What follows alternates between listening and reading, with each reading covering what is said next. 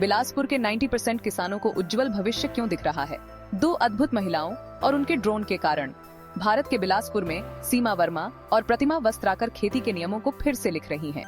सरकार के नमो drone project के तहत प्रशिक्षित ये महिलाएं अब किसानों को अपने खेतों में नैनो यूरिया छिड़कने में मदद करने के लिए ड्रोन उड़ा रही हैं।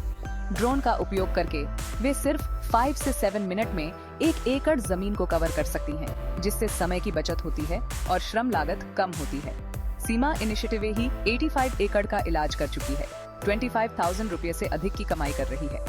ये ड्रोन दीदियां सिर्फ अपनी आय नहीं बढ़ा रही हैं, बल्कि अपने समुदाय को भी सशक्त बना रही हैं। कलेक्टर अवनीश शरण उन्हें आत्मनिर्भरता का नया प्रतीक कहते हैं। इस तरह की पहल के लिए धन्यवाद। महिलाएं अपने घरों से बाहर निकल रही हैं और आर्थिक रूप से स्वतंत्र हो रही हैं।